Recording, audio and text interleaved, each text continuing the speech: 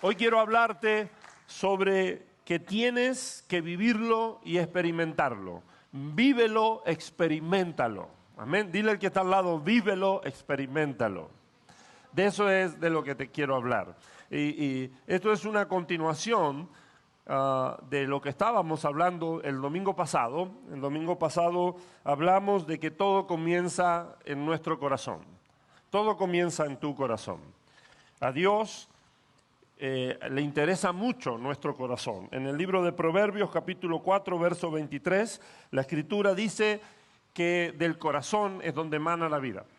Es por eso que a Dios le interesa tu corazón, porque desde el corazón es de donde emana la vida. En Lucas capítulo 6, verso 45 al verso 47, el Señor Jesús nos revela que del corazón es donde sale lo bueno y lo malo.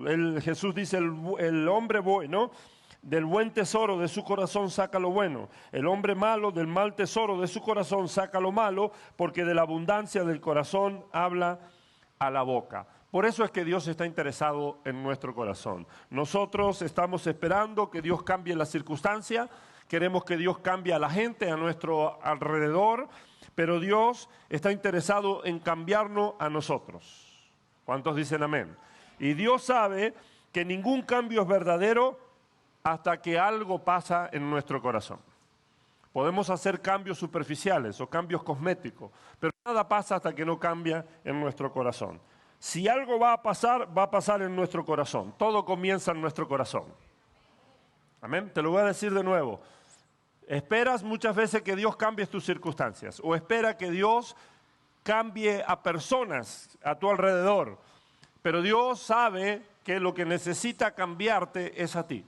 Somos nosotros los que necesitamos cambiar. ¿Y cómo nos cambia Dios? Cambiando nuestro corazón, porque del corazón mana la vida, porque del corazón sale lo bueno y lo malo. Los demás cambios son superficiales, son temporales. Es por eso que en el libro de Ezequiel, capítulo 11, versos 19 al 20, estoy leyendo de la Nueva Versión Internacional, Dios dice que nos dará un corazón íntegro, que pondrá en nosotros un espíritu renovado. Dice que arrancará el corazón de piedra que ahora tenemos y pondrá en nosotros un corazón de carne. Que alguien diga amén. Para que cumplan mis decretos y pongan en práctica mis leyes. Entonces serán mi pueblo y yo seré su Dios. Dios está en el negocio de cambiar corazones. Si algo va a pasar en nuestros corazones. Si algo va a ocurrir, tiene que pasar primero en nuestros corazones. Yo no sé qué piensas tú que necesitamos. No sé qué estás pensando que necesitas. O no sé qué estás pensando que necesitamos como sociedad. ¿Qué necesitamos como habitantes del planeta Tierra, como terrícolas? ¿Qué es lo que necesitamos? Pero yo estoy convencido que la necesidad más urgente y lo que más necesitamos es avivamiento. Necesitamos avivamiento. Y el avivamiento comienza en nuestros corazones. Quiero que digas conmigo, el avivamiento comienza en mi corazón. ¿Por qué necesitamos avivamiento? Porque avivamiento es el estilo de vida de los hijos de Dios. Porque donde no hay avivamiento hay religiosidad, muerte, apatía, indiferencia, tibieza. Si no hay avivamiento, entonces lo único que tenemos son ceremonias huecas, vacías, ritos sin sentidos, ineficaces, incapaz de hacer algo real, algo verdadero en la vida de las personas. Es por eso que necesitamos avivamiento. Ahora, si queremos ver a la gente hambrienta por Dios, primero tenemos nosotros que apasionarnos por Dios y que Él arda en nuestros corazones. ¿Escuchaste lo que dije? Es imposible esperar que la gente se vuelva hambrienta por Dios si yo estoy apático, indiferente o viviendo en tibieza, en apatía. Para que la gente se despierte en hambre con Dios, primero mi corazón debe arder en pasión por Dios. Solo cuando la pasión por Dios arde como un fuego en nuestros huesos, que nos inquieta, nos desespera, y que llegamos al punto de clamar como el ciervo brama por las corrientes de las aguas, entonces seremos capaces de encender la pasión en los corazones de la gente para Dios. solo allí. Hasta que el fuego de Dios no arda en nuestros corazones, hasta que el fuego de Dios no arda tan profundamente en nuestros huesos, que nos inquiete, que nos mueva, seremos incapaces de que los corazones de la gente se enciendan por hambre por Dios. Dios toca nuestros corazones, que nunca más volvamos a hacer lo mismo. Enciéndenos para ti, Dios. Enciéndenos en pasión por ti. Despierta hambre por tu presencia. Danos de tu gloria, que no podamos vivir sin tu presencia, Señor. Que alguien diga amén. El domingo pasado estuve hablando de varios principios de avivamiento. Esos principios son remas que nos van a acompañar por varios domingos. Si no tomaste nota, es importante que lo hagas ahora. Si estás aquí, puedes tomar nota. De todas maneras, el video va a quedar colgado en las redes sociales y allí va a estar el mensaje y puedes ir a él. Pero quiero ahora hacer énfasis en estos principios de avivamiento. Las frases van a aparecer allí en la pantalla a medida que yo te las menciono. Un principio de avivamiento es que avivamiento es un derramamiento abrumador del Espíritu Santo. Es una manifestación de la sobrenaturalidad de Dios en milagros y en hechos poderosos. Es la presencia manifiesta de Dios dominando la iglesia y avanzando hasta establecer el reino de Dios en la tierra. Eso es avivamiento. Avivamiento es ese derramamiento abrumador del Espíritu Santo, una manifestación sobrenatural de Dios en señales, en prodigios, en milagros. Es una presencia dominante, abrumadora de Dios que posee la iglesia y que va avanzando hasta que establecer el reino de Dios en la tierra. ¿Qué más es avivamiento? Avivamiento es el corazón de Dios manifestado. Cuando hablamos de avivamiento hablamos que Dios manifiesta su corazón. Nos revela su corazón. Es Dios el que enciende el fuego, pero los sacerdotes son los que lo mantienen encendido. ¿Cuántos dicen amén? Dios es el que inicia los fuegos, pero son los sacerdotes los que tienen que mantenerlo encendido. La intención de Dios con el avivamiento es traer reforma de tal manera que la cultura misma sea cambiada. Que alguien diga amén. ¿Cuál es la intención de Dios con avivamiento? Ahí sí. ¿Me ayudan a seguirme con las frases? Ahí va. La intención de Dios con el avivamiento es traer reforma, de tal manera que la cultura misma sea cambiada.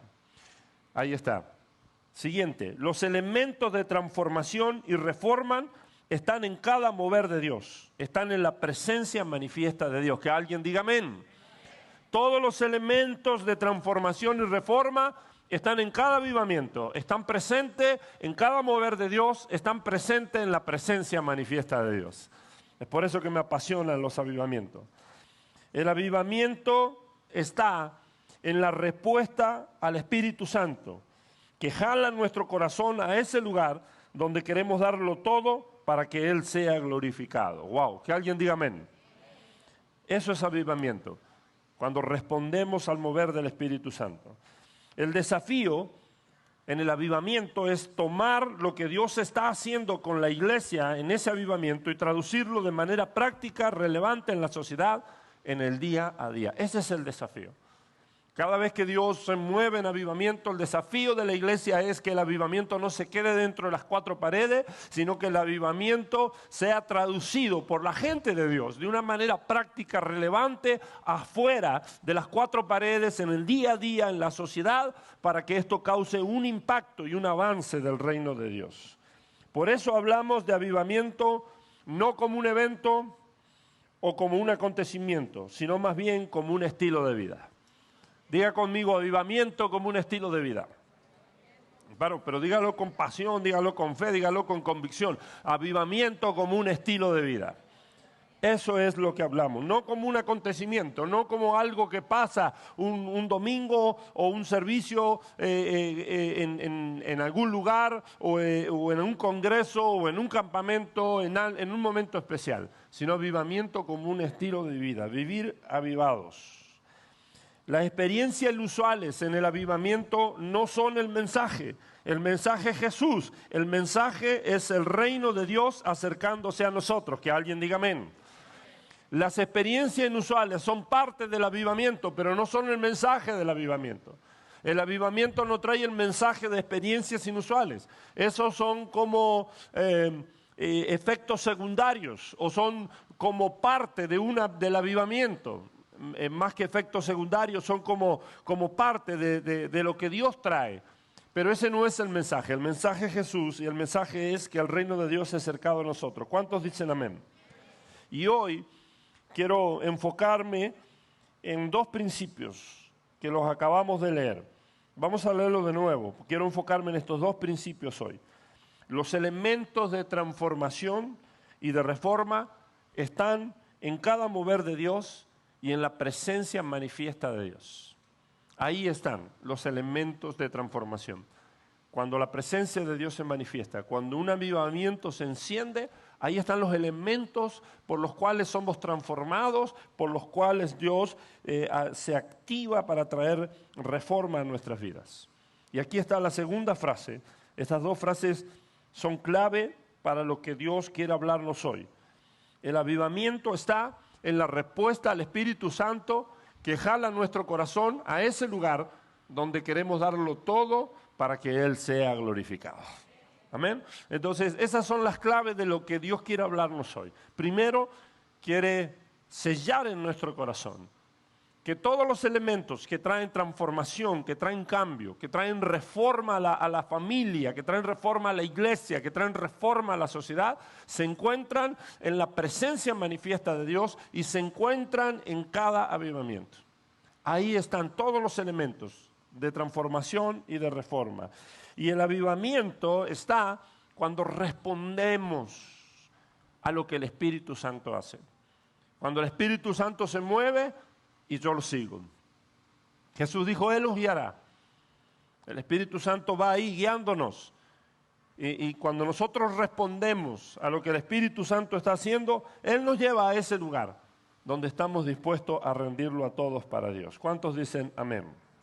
La historia nos habla en 1 Samuel capítulo 10, vamos a leer 3 versículos, el versículo 1, versículo 5 y versículo 6. Y en 1 Samuel, en el capítulo 10, cuenta la historia cuando el profeta Samuel se revela al rey Saúl, que no todavía en ese tiempo él llevaba una vida ordinaria. Hoy hablamos de la historia del rey Saúl. La historia cuenta sobre el rey Saúl. Pero el rey Saúl llevaba una vida común, una vida ordinaria, viviendo una vida sin propósito. Para que llegara a ser rey, y en la historia se hable del rey Saúl, tuvo que experimentar una transformación increíble. Para que él llegara a ese punto. Cuando Samuel, el profeta, se encuentra con Saúl, él era un joven ordinario, un joven común, era un joven que llevaba una vida sin sentido, sin propósito, vivía porque el aire era gratis. Cualquier similitud con la realidad no es pura coincidencia, es Dios hablando a tu corazón. Vivía por vivir, se dejaba que los vientos de las circunstancias lo llevaran, lo trajeran, así estaba viviendo él. Pero él tenía un destino grande en Dios, como tú tienes un destino grande en Dios. Él tenía un destino grande en Dios, como tú y yo tenemos un destino grande en Dios. Y Dios siempre está llamándonos a nuestro destino. Dios siempre está llamándonos a la grandeza que Él hizo para nosotros. Él vivía sin propósito, sin sentido, pero Él tenía un propósito en Dios. Él tenía un destino en Dios. Y ahí está el profeta Samuel y dice el capítulo 10, verso 1, que Samuel toma un frasco de aceite de oliva y lo derrama sobre la cabeza de Saúl. Esto era aceite de unción. Los profetas andaban con un cuerno que era diseñado para guardar el aceite de la unción y siempre lo traían lleno del aceite de la unción. Esto no era aceite que corrían y compraban en Walmart. No era que corrían y compraban ahí en la tienda, llame como se llame, o iban al que la vendía, sino que era preparada especialmente. Dios decía cómo debía ser preparado, los ingredientes que tenía que tener, y entonces Dios derramaba una unción especial cuando eran ungidos las personas. Y toma Samuel, derrama el cuerno de aceite sobre Saúl, lo besa y le dice: hago esto porque el Señor te ha designado para que gobiernes a Israel, su posesión más preciada. ¿Cuántos saben que el pueblo de Dios es la posesión más preciada de Dios? ¿Cuántos saben que tú eres la posesión más preciada para Dios? Si eres pueblo de Dios, tú eres la posesión más apreciada, más valorada de parte de Dios. Después que Saúl lo unge, comienza a darle indicaciones a Saúl. Le deja saber cuál es su destino en Dios. Y le dice: este es tu destino en Dios. Dios te ha escogido para que seas rey sobre Israel. Y lo unge y le empieza a dar instrucciones. En el verso 5, preste atención por favor al verso 5 y verso 6. Parte de las instrucciones que le da Samuel a Saúl, le dice que va a llegar a lo que se conocía como el monte de Dios. Cuando llegues a Gidea de Dios, vas a ver una guarnición de los filisteos que está allí. Y vas a encontrar a un grupo de profetas que desciende del lugar de adoración. Y estarán tocando un arpa, una pandereta, una flauta y una lira. Y estarán profetizando. Y en ese momento le dice Samuel a Saúl: el Espíritu del Señor vendrá poderosamente sobre ti y profetizarás con ello y serás transformado en una persona diferente. Si él iba a llegar a ser rey, si iba a dejar una vida vacía, sin sentido, una vida común, una vida ordinaria, si iba a dejar de vivir sin propósito y pasar a vivir una vida con propósito, él tenía que ser transformado. ¿Y dónde ocurre la transformación del profeta, de Saúl? ¿Dónde ocurre la transformación de Saúl? Ocurre cuando él tuvo un encuentro con la presencia manifiesta de Dios. El profeta Samuel le dice, le da varias indicaciones, parte de ello es que iba a llegar al monte de Dios.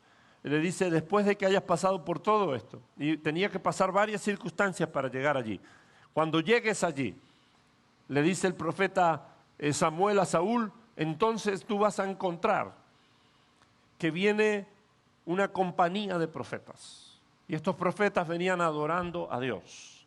El ámbito donde Dios mueve, su presencia manifiesta y trae cambio, transformación, se encuentra en el mover de la adoración del pueblo, de la gente de Dios.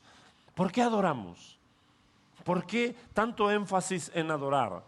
Estoy hablando ahora aquí adoración cuando usamos la música para expresar nuestro corazón y las inquietudes de nuestra alma y el deseo de nuestro espíritu a Dios.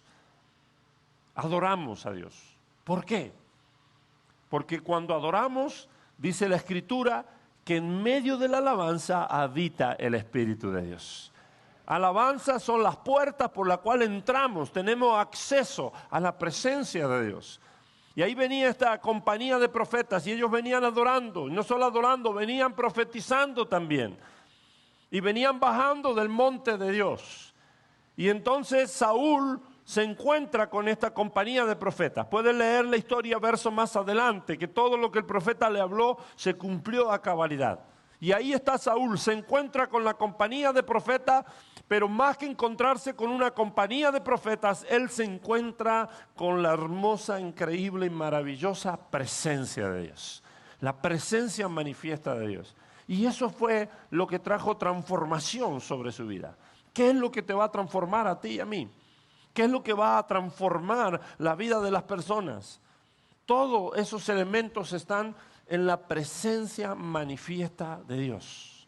Cuando Dios se manifiesta y yo puedo decir, Dios está en este lugar. Cuando yo puedo saber, no solo que Dios existe y no solo que Él lo llena todo en todo, sino que yo sé que Él está allí.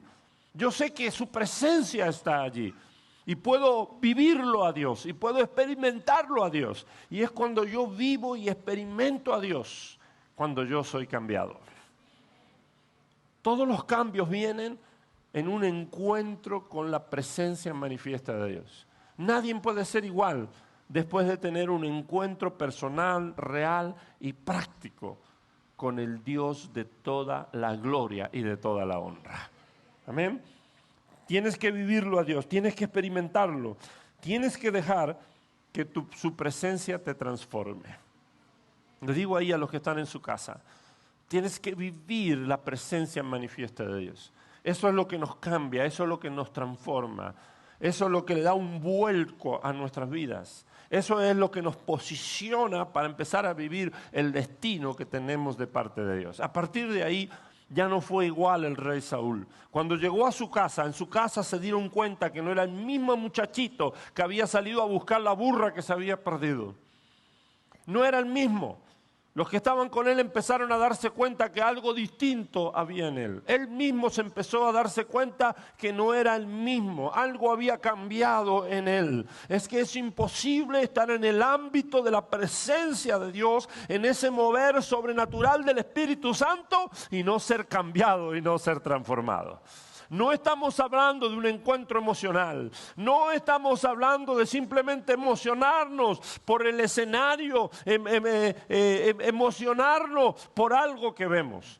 Las emociones están involucradas, claro que sí. Podemos reír, podemos llorar, podemos saltar, podemos gritar. Pasan muchas cosas que son parte de las emociones que expresamos cuando estamos en la presencia de Dios. Pero hay una diferencia entre emocionarse, entre tener una emoción pasajera, a experimentar un encuentro transformador con la presencia manifiesta de Dios. Y cuando eso ocurre, yo te aseguro que no puedes volver a ser el mismo. Y en el avivamiento, la presencia manifiesta de Dios es abrumadora. Es por eso que quiero despertar en ti hambre por avivamiento. Porque es allí, en el avivamiento, cuando la iglesia empieza a vivir en el primer amor, empieza a vivir en esa pasión por Dios. Cuando la iglesia rompe con la apatía, con la indiferencia. Cuando tú rompes con la apatía, la indiferencia y empiezas a estar hambriento por Dios y tu corazón se empieza a despertar por pasión con Dios. Es allí, en ese ámbito, cuando empiezan a ocurrir cambios y transformaciones. Han habido momentos tan tremendos, tan increíbles en los avivamientos, cuando la presencia de Dios ha sido tan abrumadora, que hay personas que han entrado al lugar, al recinto, donde quiera que estuviera en un parque, en una casa o en un edificio más grande. Donde quiera que estuviera, cuando la presencia de Dios estaba allí de una manera tan increíble, había gente que simplemente venían de curioso o venían simplemente para ver qué estaba pasando o quién sabe por qué estaban allí sin ningún interés en buscarlo a Dios, pero su vida fueron cambiadas y transformadas porque la presencia de Dios estaba en ese lugar. Estoy hablando de algo que tiene que ver con experiencia. No estoy hablando de una fe intelectual. Estoy hablando de algo que se vive, de algo que es real.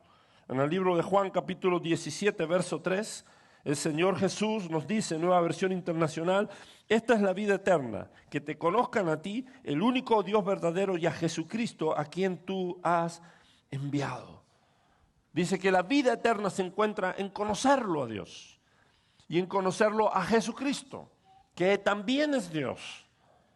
Dice que ahí está la vida eterna, en conocerlo. No dice en saber de Dios. Hay mucha gente que cree en Dios. Hay mucha gente que sabe que Dios existe y tiene fe en Dios. Incluso sabe mucho de Dios, ha estudiado sobre Dios. Pero es muy diferente de conocerlo. Para conocerlo a Dios tengo que vivirlo, tengo que experimentarlo. Al leer las Escrituras, nosotros podemos empezar a conocerlo a Dios. Pero el propósito de la Escritura no es para un estudio intelectual. El propósito de la Escritura es para conectarnos con la persona de Cristo Jesús. Tú puedes leer la Biblia para obtener información, para tener información de Dios. Y puedes ser muy bueno obteniendo información de Dios leyendo la Biblia. Pero el propósito de los escritos sagrados es que te conecten con la persona de Cristo Jesús. Él dijo, yo soy el pan de vida que ha descendido del cielo. Él es el pan de vida. Diga conmigo, Jesús es el pan de vida. Él dijo, mi carne es verdadera comida y mi sangre es verdadera bebida. Se refería a que Él es, como le dijo directamente, está ahí en el libro de Juan, que Él era el pan que había descendido del cielo. Él es el verbo viviente. Cristo es la palabra. Cristo es el espíritu de la profecía. Él es la palabra. Y el propósito de la Biblia no es leerla para obtener información. Es leerla para que nos conecte con la persona, para que se nos revele la persona de Jesucristo, para que se nos revele Dios y podamos tener una experiencia transformacional con Dios. Usted puede creer en Dios, puede saber de Dios, pero para conocerlo tiene que vivirlo, tiene que experimentarlo. ¿Por qué? Porque la razón nunca va a ser suficiente para conocerlo a Dios. ¿Escuchó lo que dije? ¿Por qué tengo que vivirlo? ¿Por qué tengo que experimentarlo a Dios? Porque tu razón, mi razón, nunca será suficiente para entenderlo a Dios. Jamás será suficiente. Necesitamos vivirlo. Efesios capítulo 3, verso 19 nos habla de conocer el amor de Cristo que sobrepasa el entendimiento. Habla de un amor que sobrepasa el entendimiento y dice que tenemos que conocerlo. ¿Cómo conozco lo que sobrepasa el conocimiento? Viviéndolo, experimentándolo. Eso es lo que dice Efesios 3:19. A fin de conocer el amor de Cristo que sobrepasa el entendimiento. Y si sobrepasa mi entendimiento, ¿cómo puedo conocer el amor de Cristo? Viviéndolo, experimentándolo. No solo leo que de tal manera Dios amó al mundo que dio a su Hijo unigénito por mí. No solo leo que Él estuvo tan apasionadamente enamorado por mí que entregó su vida en la cruz de Calvario, sino que experimento ese amor. Ese amor me abraza, ese amor me conmueve. Ese amor toca las fibras más íntimas de mi corazón. No solo sé que Él me amó, lo vivo, lo experimento al amor de Dios. Filipenses capítulo 4, verso 7, de igual manera nos habla de la paz de Dios que sobrepasa el entendimiento. Otra vez, ¿cómo yo puedo entender, cómo puedo conocer la paz de Dios que sobrepasa el entendimiento? Si sobrepasa mi entendimiento, quiere decir que la razón no es suficiente para conocer esa paz. ¿Cómo la conozco? Solo viviéndola. Es cuando viene el temor y se apodera de ti. Es cuando estás en un momento de zozobra y perdiste el piso. Y entonces todo en ti es confusión. Y estás en un momento donde tú dices, estoy convulsionado. Mis emociones están por todos lados. Mis pensamientos van y vienen. Hay temor en mí. Pero de repente viene y Dios dice paz. Y las cosas, las circunstancias no han cambiado. Pero en medio de las circunstancias, Dios te da paz. Y tú no entiendes cómo. Y los que están a tu lado no entienden. Y dicen, ¿cómo es posible que tenga paz en medio de una situación tan tremenda? Mire, las estadísticas dicen que el índice de suicidio ha aumentado increíblemente. Que las llamadas de gente en ansiedad, en depresión, han aumentado al 911. Y el domingo en la tarde es el día donde más gente se quita la vida. Y donde quiera que usted va, puede ver a la gente en pánico ahora con todo lo que está pasando. Y la gente entra en ansiedad y la gente entra en depresión. Y vienen noticias aterradoras, noticias de acá, noticias de allá, noticias terribles que vienen a nosotros. Y mucha gente está siendo impactada por eso. Pero hay muchas otras personas que se mueven con total normalidad. Son precavidos, actúan con sabiduría, pero se mueven con total normalidad. Y usted los puede ver que está su rostro en paz. Duermen en paz, viven en paz. Su vida no se ha detenido por la pandemia. Su vida no ha sido trastornada por el COVID-19. La paz de Dios gobierna sus corazones y ellos se mueven por la fe de Dios. Esa paz no se puede entender con la mente. ¿Cómo puedo entender que una persona en medio de un desastre o habiendo perdido seres queridos o estando en una crisis, atravesando un divorcio, tenga paz? ¿Cómo en medio del dolor, en medio de mi corazón destrozado, me clavaron un puñal, me traicionaron? ¿Cómo en medio del abandono? ¿Cómo en medio de un terremoto? El mundo está temblando, está convulsionado y yo puedo tener paz. Eso es algo que la mente no entiende. Tal vez no lo entiendas, no tienes que entenderlo para vivirlo. Lo puedes vivir, aunque no lo entiendas. Si yo le preguntara a muchos de ustedes aquí, que han volado muchas veces, no el vuelo ese de intoxicados, hablo de volar en un avión. Muchos de ustedes que han volado, si yo le pregunto a usted, explíqueme la ley de la aerodinámica. Explíqueme cómo es que un avión se sostiene en el aire. ¿Cómo es que un aparato tan grande, un avión, puede volar? ¿Y por qué no puedes volar con tu carro? ¿Cómo es que una vaca vuela? Porque muchos aviones se parecen a una vaca volando. Estoy hablando de su concepción. ¿Cómo? Y estoy seguro que muchos de los que vuelan habitualmente tal vez no pudieran explicar cómo es que es la ley de la aerodinámica que un avión puede volar. Pero sin embargo eso no les impide que se suban a un avión y que disfruten un vuelo.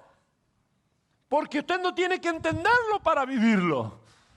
Tiene simplemente que animarse a experimentarlo. Así es Dios. Si quieres entenderlo con tu mente no lo puede entender. Tu mente finita no puede entender a un Dios tan grande, tan increíble, tan maravilloso. Mi mente es muy pequeña para entenderlo a un Dios tan grande. Para yo poder entenderlo a Dios y entender lo que Él hace, o Él debería no ser Dios, o yo debería ser Dios, y ninguna de las dos cosas son reales y no pudieran ocurrir ni en 1000 vidas. Él es Dios y yo no soy Dios. Y es por eso que yo no lo puedo entender. Es imposible que yo pueda entenderlo a Dios. Es imposible. No hay manera que yo pueda entenderlo a Dios. Tengo que experimentarlo. Por eso es que Él nos invita, Salmo 34, verso 8. Él dice, probad y ved que yo soy bueno. ¿Cuántos dicen amén? Tienes que animarte a probarlo a Dios. No se trata de creer que Él existe. Yo tengo fe en Dios. Mucha gente cree que Él existe y tiene fe en Dios. Y mucha gente sabe de Dios, pero no lo vive, no lo experimenta. Dios dice, probad y ver. Dios quiere que lo pruebes, que lo veas, que lo vivas, que Él sea una realidad para ti. En el libro de Juan capítulo 13, verso 6 al verso 8, nos cuenta la historia de cuando Jesús, después de cenar, por cierto, fue la última cena que Él tuvo en cuerpo presente con sus discípulos antes de morir por todos nosotros en la cruz de Calvario. Y en esa última cena, después que hubo cenado, estaban hablando muy amenamente, conversando, y de repente Jesús se para y toma un recipiente, lo llena con agua, agarra un par de toallas y comienza a lavarle los pies a los discípulos. Y cuando Él está lavándole los pies a los discípulos, Pedro está mirando todo lo que el maestro está haciendo y llega un momento que Pedro se niega. Pedro no quiere que Jesús le lave los pies. Él dice, yo no voy a permitir de que Jesús me lave los pies. ¿Por qué no lo quería hacer? Porque su intelecto no entendía lo que Jesús estaba haciendo. La mente de Pedro no podía procesar lo que Jesús estaba haciendo. ¿Cómo es posible que Él esté haciendo algo que no le corresponde a un señor? Le corresponde a un siervo. Y cuando llega Jesús, Pedro dice, yo no me voy a lavar los pies jamás. ¿Por qué Pedro se niega a que Jesús le lave los pies? De la misma manera se negó Pedro que muchos de nosotros hoy nos negamos a permitir que Jesús haga en nuestras vidas cosas simplemente porque nuestra mente no lo entiende. No entiendo yo, no entiendo. ¿Cómo es eso? ¿Por qué es que la gente se cae? ¿Qué es eso de hablar en lenguas raras? Rambo saca la bazuca. Y todo ese tipo de cosas. Yo no entiendo. No entiendo. Una vez una persona se acercó y me dice, pastor, yo no me lo imaginaba a usted así. Le dije, ¿cómo así? Y me dice, saltando ahí, brincando como loco. Y usó una expresión y me dice, me dio risa. Y me dice, ¿para qué tanto brinco estando el piso tan parejo? Y le dije, es que mi corazón se apasiona por Dios. Y estoy demostrando mi pasión por Dios. Y le dije, tú no te emocionas por un equipo de fútbol. No te emocionas por tu equipo de fútbol. O estás muerto, le dije. Porque solo los muertos no tienen expresiones. Pero si estás vivo, seguramente por algo te tiene que mover. Y si no te mueve nada, pobrecito de ti, qué apatía, qué indiferencia. Le dije, yo salto porque me mueve la pasión por Dios. Y quiero alabarlo con todo mi ser. Y muchas veces cuestionamos muchas cosas. ¿Que por qué esto? ¿Que por qué aquello? ¿Por qué? Porque simplemente nuestra mente no lo está entendiendo. Nuestra mente pareciera ser que no puede llegar a procesar todo lo que está pasando y entonces cuestionamos. Tienes que permitirle a Jesús que haga en ti lo que tiene que hacer, aunque tú no lo entiendas. Nada va a pasar hasta que no llegues a un punto de rendir tu derecho a entender por una revelación más profunda y real de Jesús. ¿Escuchaste lo que dije? Nada va a pasar hasta que tú no estés dispuesto a rendir, a ceder tu derecho a entender para tener una experiencia más reveladora y profunda de Cristo Jesús. ¿Dónde está David Beltrán? Si te puedes levantar o levantar la mano así, saludar, si le pueden darse vuelta para verlo. ¿Dónde está David Beltrán? No lo veo. Allá, ¿dónde está? Allá está, mira, allá está David.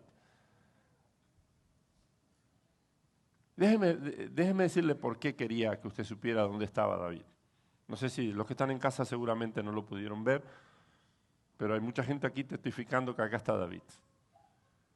Recuerdo cuando lo invité una vez, y de hecho fuiste tú, Omar, conmigo también. Fuimos en un carro, nos montamos a un carro y nos fuimos a las afueras de Houston, si no me equivoco.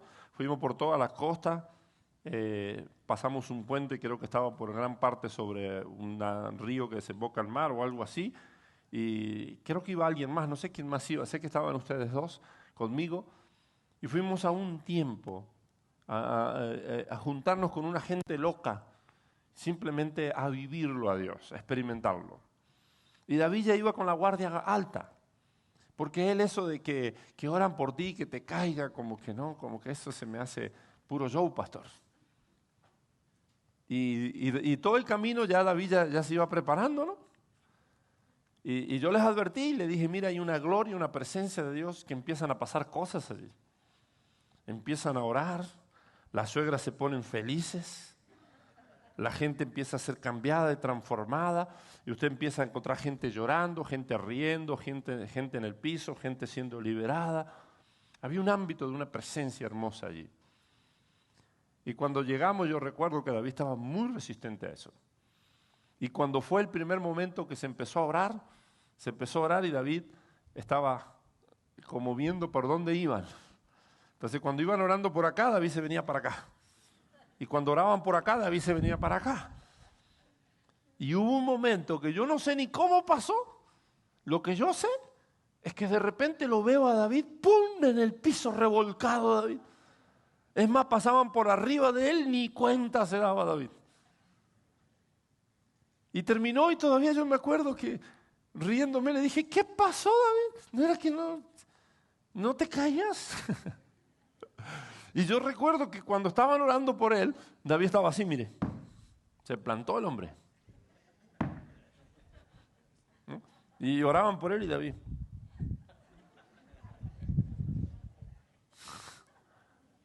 Pero yo no sé ni cómo, ahí está. Él estaba resistiendo, porque no entendía. Y escuchaba a muchos. Hay gente que dice eso de Dios, hay gente que dice que eso no es de Dios. Mira, no te niegues a algo si no está en contra de un principio bíblico. No te niegues a algo. Vívelo. Y vas a tener, si quieres vivirlo a Dios a plenitud, si quieres una revelación más profunda de Cristo Jesús, vas a tener que tener la disposición de bajar la guardia, de renunciar a entender y simplemente disponer tu corazón para vivirlo. ¿Cuántos dicen amén? Este es el punto. Déjeme decirle esto. No es que el saber y comprender esté en contra de lo que Dios quiere. De hecho, yo he puesto mi corazón a buscar la sabiduría de Dios. La Biblia nos habla en 1 Corintios capítulo 1, verso 2, y capítulo 1 y capítulo 2, digo, en Santiago capítulo 3, no habla de una sabiduría que viene de lo alto. Dios no tiene nada en contra de la sabiduría, del conocimiento. Pero yo sé esto, quiero que escuches con mucha atención.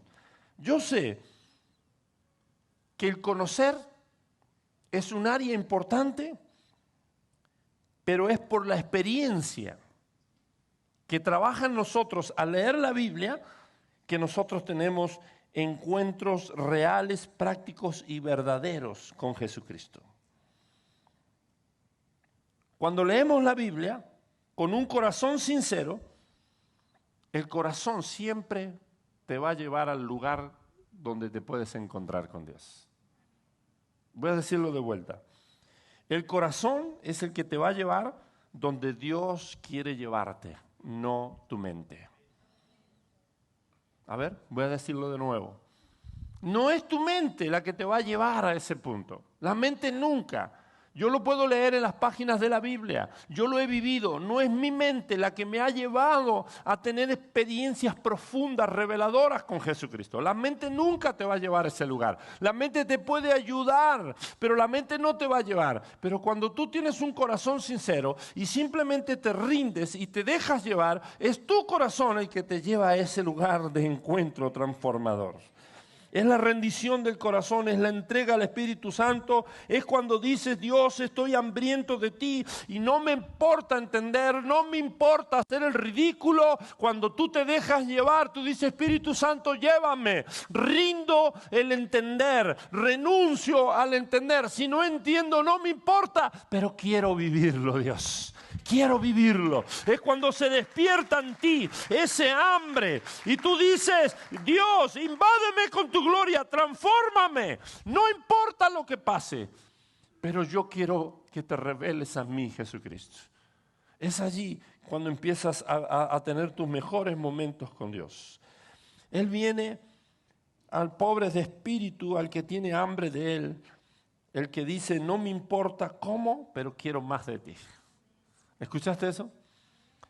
Jesús no se revela al altivo, al orgulloso. De hecho, la Escritura dice en Santiago capítulo 4, verso 6, que Dios resiste a los soberbios, pero da gracia a los humildes. Dios resiste a los soberbios y da gracia a los humildes. Es cuando yo vengo rendido ante Él con un corazón hambriento y le digo, ¿sabes qué? Es más, no me importa, me olvido, si hago el ridículo, ¿qué me importa? No me importa si no entiendo. Pero yo tengo hambre de ti, yo quiero más de ti. Es ahí cuando empiezas a vivir tus mejores momentos para Dios. Alguien dijo esta frase, Dios ofenderá tu mente para revelarte tu corazón. ¿Escuchaste eso? Voy a decirlo de nuevo de una manera correcta. Dios ofenderá tu mente para revelar tu corazón. No recuerdo quién dijo eso, pero escuché esa frase y nunca más me la olvidé. Dios ofenderá tu mente para revelar tu corazón. ¡Wow! Eso es lo que Dios hace. A Dios tiene que vivirlo, tienes que experimentarlo. Esto es lo que precisamente hizo el apóstol Pablo. El apóstol Pablo era alguien que conocía de Dios, alguien que creía en Dios y tenía fe en Dios, pero él no lo había vivido a Dios. Tenía un conocimiento de saber de Dios, pero no un conocimiento de vivirlo, de experimentarlo. Y dice la Escritura en el libro de Hechos, capítulo 22, Pablo está contando su testimonio y dice en el verso 8 que cuando, versos 6 y 7, perdón, él relata que él iba camino a Damasco y dice que era como al mediodía. Cuando de repente una luz del cielo resplandeció sobre él, fue como un rayo de luz que lo tiró al piso. Y fue en ese encuentro revelador de Jesucristo cuando en el verso 8, Hechos 22, verso 8, Pablo pregunta y dice, ¿quién eres, Señor? ¿Por qué Pablo le pregunta, ¿quién eres, Señor? Si él había sido creado en la fe del Dios de Israel. Si alguien sabía de Dios, ese era Pablo. Pablo era y fue uno de los más grandes teólogos de su época. Y él ya era un teólogo, ya era un especialista en divinidad antes de tener un encuentro personal con Jesucristo. Sabía mucho de Dios, pero cuando el rayo de luz lo impactó y cayó a tierra y escuchó la voz que le hablaba, él preguntó, ¿quién eres, Señor? ¿Por qué? Porque él creía en Dios, sabía de Dios, pero no tenía una experiencia personal. No lo había vivido a Dios. Ahora, en Hechos capítulo 22, verso 10, quiero que lo leas por favor si lo tienes allí o a la mano. Llegó un punto donde después que tuvo ese encuentro transformador, Pablo preguntó y dijo, ¿qué quieres que haga, Señor? Llegó a ese punto de rendición. ¿Cuándo ocurrió eso? ¿Cuando él sabía de Dios? No. Llegó a ese punto de rendición. ¿Qué quieres que haga, Señor? Cuando él tuvo una experiencia transformacional. Cuando él tuvo una experiencia, cuando la presencia manifiesta de Dios se reveló sobre su vida, fue cuando él llegó a clamar, Señor, ¿qué quieres que haga? Eso es lo que produce un encuentro con la presencia manifiesta de Dios. Se te revela el corazón de Dios y tú quieres agradarlo a Él. Son esos momentos de gloria que te transforman y nacen en ti un deseo ardiente de conocer el corazón de Dios y clamas y dices, Dios, revélame tu corazón, quiero agradarte a ti, no me importa más nada. Pablo lo dice de esta manera en Filipenses capítulo 3, verso 7 al verso 8. Vamos a leerlo de la Nueva Biblia Viva. Pablo clama y dice, pero todo aquello que para mí era valioso, ahora lo considero sin valor por causa de Cristo.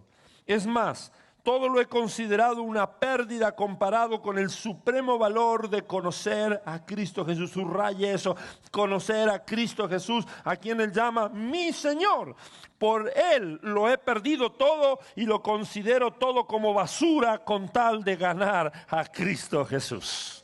Es cuando tú experimentas ese mover de Dios, es cuando tú experimentas la presencia manifiesta de Dios, que todo lo de Cristo se despierta en ti.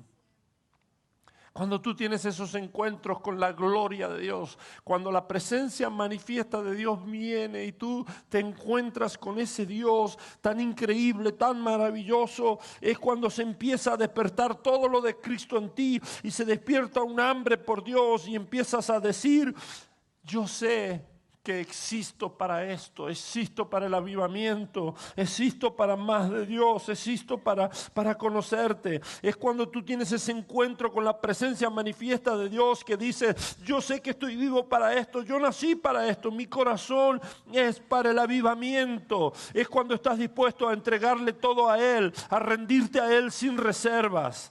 Y empiezas a decir, yo vivo para esto, vivo para estar en tu presencia, vivo para el derramamiento del Espíritu Santo, vivo para avivamiento. Es cuando la presencia de Dios se manifiesta, cuando llegas a un punto donde tú dices, yo no quiero conformarme, yo no quiero simplemente dejar que el tiempo pase, yo no quiero simplemente dejar que el tiempo transcurra y simplemente estar ahí, permanecer. Yo quiero más de Dios. Es ahí. Es como cuando Pablo se le reveló Jesucristo. Él creía en Dios, conocía de Dios, pero no tenía una experiencia personal. Entonces dijo, ¿quién eres, Señor? Y Jesús se le reveló, y cuando Jesús se le reveló, Pablo dijo, ¿qué quieres que haga? Estuvo dispuesto a tenerlo todo como sin valor. Él dijo, todo lo que el mundo me pueda traer, todo lo que esté a mi alcance, eso no tiene ningún sentido para mí. Y él tuvo una entrega total, sin reserva a Jesucristo, y empezó a despertarse en él un hambre por todo lo de Cristo. Eso es lo que pasa cuando tú tienes un encuentro con la presencia manifiesta de Dios. Algo cambia en ti y se empieza a despertar en ti un hambre por Dios. Y tú dices, Dios, yo sé que yo vivo para esto, yo sé que para esto nací, yo sé que para esto estoy vivo para el avivamiento, estoy vivo para tu presencia manifiesta, estoy vivo para ver tu gloria, Dios. Y no quiero nada fuera de eso, Dios. No quiero nada fuera de eso. Ponte de pie, por favor. No quiero nada fuera de eso. No hay nada que me interese a mí fuera de tu presencia.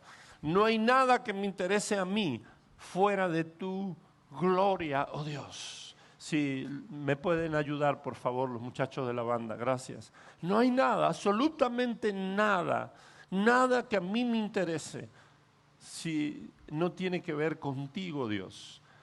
Yo estoy ansioso de ti, Dios. Yo estoy desesperado por ti. Yo estoy hambriento de ti, Dios. Yo quiero más de ti, Dios. Es en ese punto, es en ese momento cuando empieza a despertarse en ti algo. Eso ocurre no con una fe intelectual. La fe intelectual te va a mantener quieto. La fe intelectual te va a mantener estancado. La fe intelectual alcanza hasta cierto punto nada más.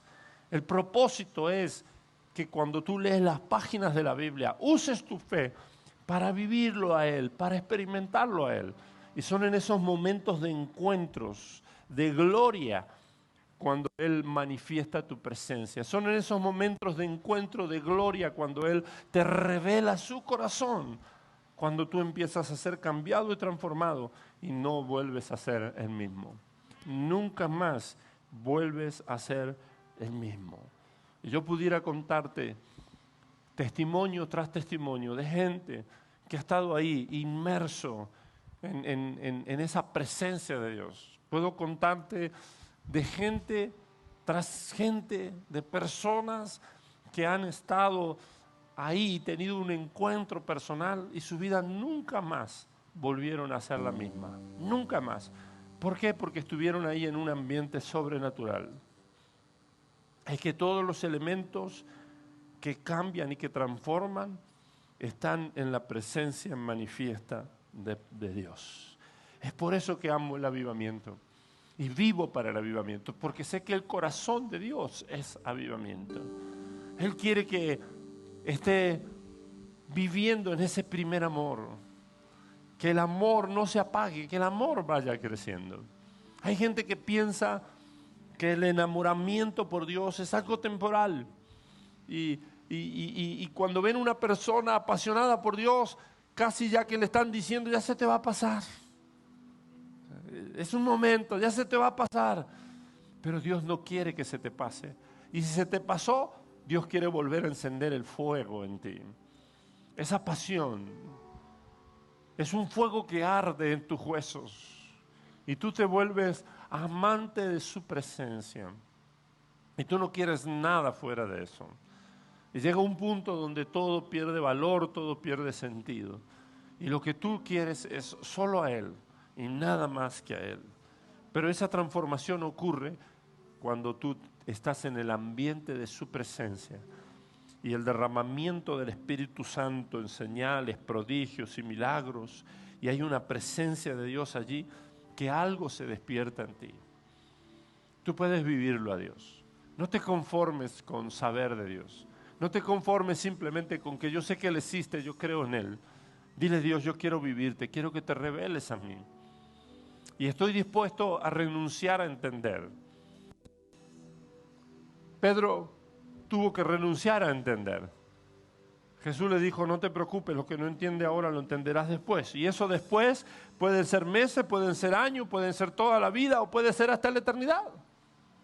Hay cosas que yo he vivido con Dios y no las entiendo. Y no sé si las entenderé algún día sobre esta tierra. Pero no me preocupa, cuando esté en la eternidad lo que no tenía sentido tendrá sentido. Pero mientras estoy aquí, no voy a permitir que la mente me impida vivirlo a Él. Y yo siento que la mente es una barrera que se ha interpuesto entre tú y Dios. Entre tú y Dios. Una vez vino un señor adulto y me dijo, pastor, explíqueme. Yo nunca he llorado. Y de que he entrado no he parado de llorar y estoy temblando. Yo nunca había llorado. Dice, pero es como que no me puedo contener. ¿Qué me está pasando? Y le dije, es la presencia de Dios. Y no paraba de llorar. Y él no quería llorar y dice, me da vergüenza llorar. Le dije, no te preocupes, hombre, déjalo ir. Y se soltó en la presencia de Dios. Hay gente que ha empezado a tener estremecimiento en sus cuerpos y no lo entienden. Hay gente que ha entrado en éxtasis espiritual. Yo recuerdo haber cargado a mucha gente, que las cargamos en los carros un momento tan increíble en la presencia de Dios, donde terminaba el servicio y la gente estaba ahí en éxtasis espiritual y lo teníamos que cargar y buscar un carro, un auto y subirlo y llevarlo a su casa y golpear. Yo me acuerdo haber golpeado puertas de muchas casas y salen los padres y ahí estaban esos jóvenes. O ahí estaba esa dama o ese caballero y sonreírle y decirle, yo soy un joven de la iglesia y mire, su hijo o su esposo o su esposa estaba ahí y está en un éxtasis espiritual, no se preocupe, está como dormido, pero está bien, tranquilo, no le pasa nada, déjenlo ahí, permítanos acostarlo donde usted nos diga, ahí lo acostamos y déjenlo ahí, está bajo la presencia de Dios, va a estar bien. Y al otro día, llamarnos los familiares. ¿Qué pasó? Es que todavía está ahí. Se nota que respira, su temperatura está bien, pero está bien. Se despertó un rato, se empezó a reír y se volvió a dormir. Le dije, no está dormido, está en un éxtasis espiritual. Y hay gente que se resiste a eso. Dice, ¿cómo va a hacer eso? Hay gente que no entiende.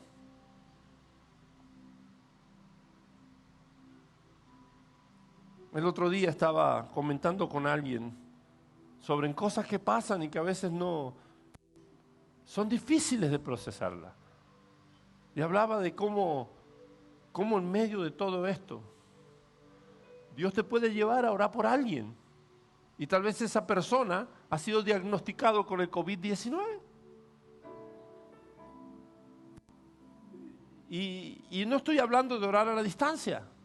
Estoy hablando de que Dios te dice, impon las manos sobre esa persona. Porque la Biblia dice que las manos pondrán sobre los enfermos y estos sanarán. Y la pregunta es, pero ¿cómo voy a tocar a una persona? ¿Cómo me voy a acercar? Ni siquiera me puedo acercar a una persona. Eso es en el ámbito de lo natural. Pero ninguna enfermedad, incluida el COVID-19, está fuera del poder sanador de la llaga de Cristo Jesús. Y aunque te parezca increíble, en su época no era el COVID-19, eran los leprosos. Los leprosos eran aislados. Los leprosos los sacaban fuera. Y no se podía acercar a los leprosos porque la lepra todavía aún sigue siendo altamente contagiosa. Pero sin embargo, Jesús se acercó a los leprosos y de hecho los tocó.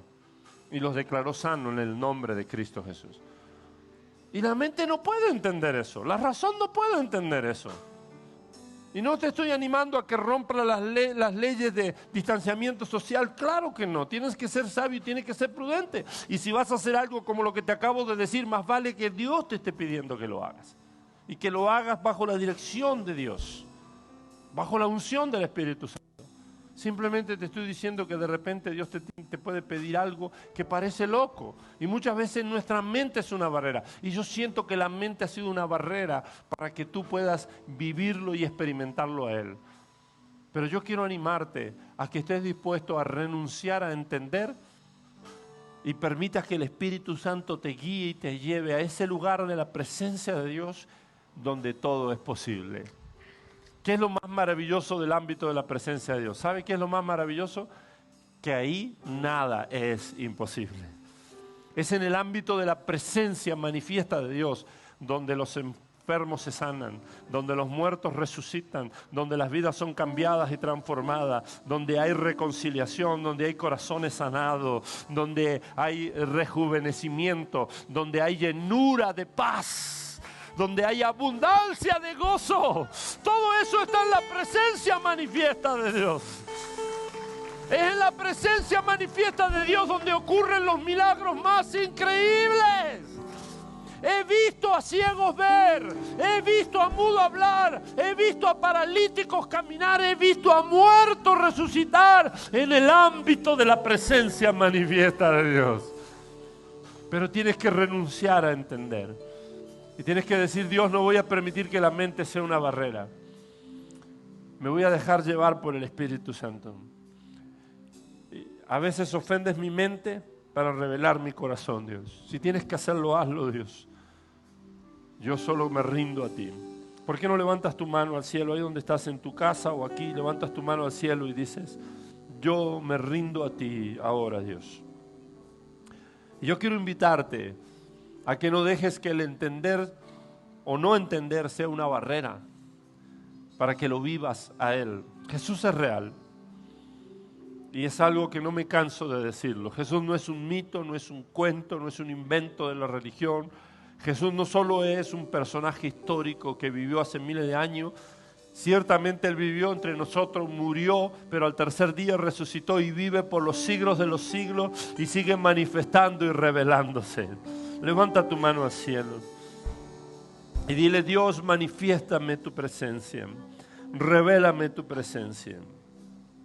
Ahí donde estás en tu casa, dile, Dios, revélate a mí, manifiéstate a mí, Dios.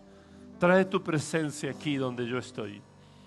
Tú eres un Dios real y yo quiero verte y conocerte en persona. Quiero vivirte. Dios sabe cómo revelarse a ti. La mente no te lleva a ese lugar. Es tu corazón el que te lleva a ese lugar. Deja que tu corazón te guíe.